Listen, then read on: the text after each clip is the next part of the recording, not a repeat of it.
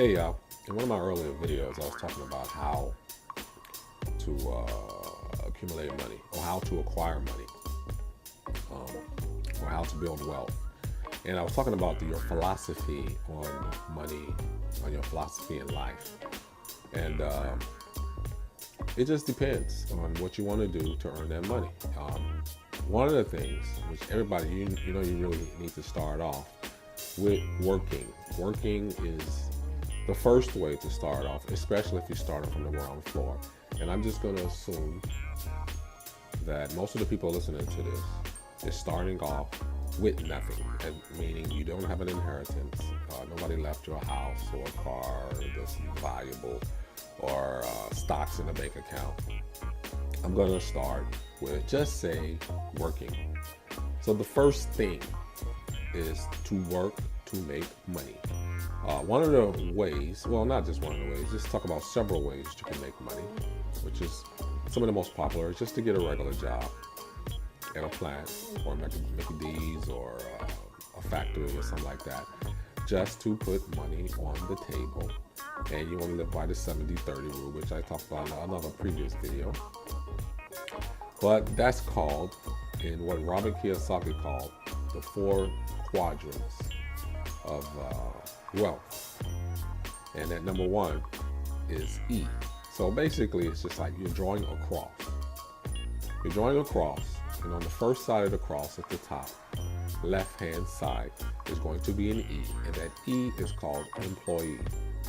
As an employee, it's a safe bet that you're going to have a secure job where you go to work every day, but as an employee, normally you're making someone else rich, or you're serving government or state or county or something like that. But in those positions, normally you don't get rich unless you take that money and you invest it over long periods of time. But in just talking normally, for the average person, an E, an employee, never becomes rich. They just live day to day, hand to mouth, making somebody else rich in their company. On the lower side of the cross, you would have an S. That S is for self-employed. You're still an employee, except you work for yourself. Sounds kind of strange, but it's the same thing. When you're working for yourself, it still depends on you to bring in that money. You can't get sick. You don't have any employees working for you. You have to do your own tax returns. You got to pay your own taxes. You got nothing coming back.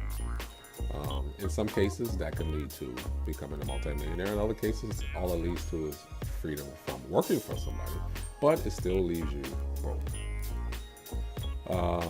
The 2 better ways to get wealthy: on the right-hand side of the quadrant at the top, you would have a B, and that B means business. Now, to be in a business, that would be something like Microsoft. The big companies like Microsoft, Apple, these people have started an industry and used other people's money to build their businesses. And now they become multimillionaires, multi-billionaires. But B, that kind of business, is a bigger business that's bigger than you, which a lot of times you have a board of directors, you have a major share of the stock, but you're not the shot caller, not in all things. You may lead the board, but you're not everything in that board. But it's the biggest and best way to become wealthy.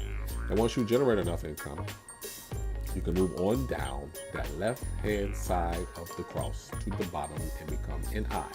An I is an investor.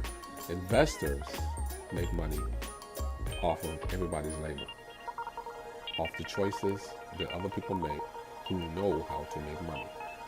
And that would be somebody like Warren Buffett. That would be somebody like, what's the guy's name? Kramer on I forget that, Smart Money, I think it is. Smart Money, I think it is. John Welch. Just think about all the investors there is. All these people make is money off money. Investor is the best way to make money because investing in especially big businesses or businesses that are making money. You make a piece of what everybody does. There's a group of people who normally they invest, maybe they own like maybe 10% of companies. So just say you own, just say out of 100% of the money that you own just 10% of 10 businesses. Say you own 10% of Microsoft, you own 10% of Apple, you own 10% of Tesla, 10% of all the major corporations. That way, you're always making money off other people's labor, and you're always pretty safe because none of those companies are going to crash. And if one does crash, it doesn't matter because you got money in another company. This keeps you rich, this keeps you wealthy, and this keeps you unemployed. You're just making money off money. And this is the best way to make money. But it all starts, if you're like me, and like most people that I know, you start at the E, and you make enough money to maybe move into the S, and then you make money from there to move into the B, and then from the B, you go into the I.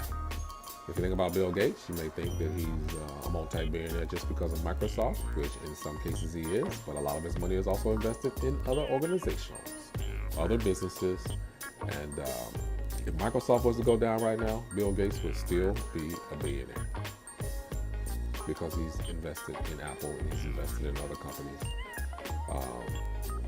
So that he'll never see being poor, not like us. All right, that's it. Bye-bye.